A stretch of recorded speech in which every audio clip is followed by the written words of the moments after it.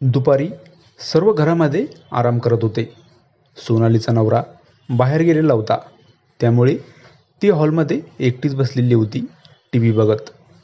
तसा सोनालीचा परिवार छोटाच होता. तिच्या परिवारामध्ये फक्त 5 जण होते. तिचा नवरा, सोनाली, सासू सासरे आणि तिचा दीर. सर्वांना स्पेशल खोल्या होत्या. सर्व आपापल्या खोलीमध्ये होते. सोनालीची खोली तिच्या दीराच्या खोलीजवळच होती. हॉलमध्ये बसून सोनालीला कंटाळा आला होता. ती तिच्या खोलीकडे निघाली. तिच्या खोलीकडे जाताना तिला दीराच्या खोलीचा दरवाजा थोडा उघडा दिसला. तिने दरवाजा थोडा लोटला आणि आत बघितलं. दीराच्या एका हातामध्ये मोबाईल आणि दुसरा हात त्याचं मोबाईलमध्ये बघून काहीतरी वेगळं सुरू होतं. सोनाली काही न बोलता तिथून निघून आली. तिच्या मनात दीराचा विचार येत होता. तिचा दीर असं काही तिने पहिल्यांदाच बघितलं होतं. त्यानंतर तिने परत 1-2 वेळा दीराला बघितलं. एकदा तर ती तिच्या दीराजवळ गेली तरी तिचा दीर थांबला नव्हता.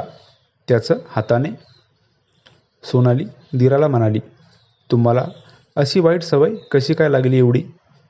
तिचा दीर सोनालीला बघून सावरला. सोनालीला दीराची वाईट सवय माहिती होती.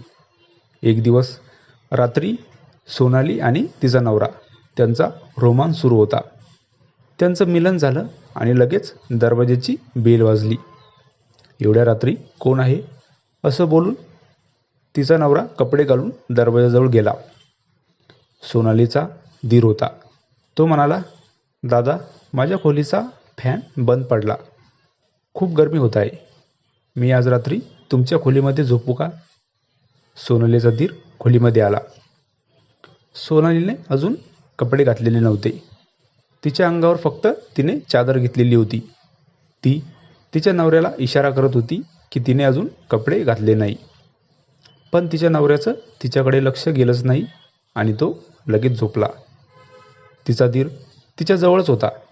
तिने अंगावर चादर घेतलेली होती. समोर नवरा आणि पाठीमागून दीर होता आणि ती मध्ये झोपलेली होती.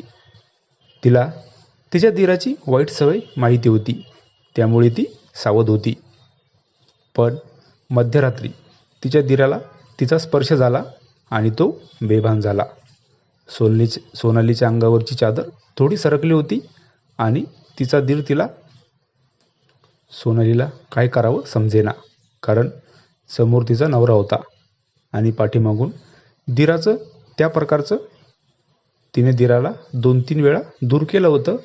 पण तो परत सकाळी जेव्हा ती तिच्या दीराकडे गेली आणि तिने तिच्या दीराला रागाने बोलली आणि म्हणाली, "परत कधी आमच्या खोलीमध्ये यायचं नाही आणि माझ्या आसपास पण नाही.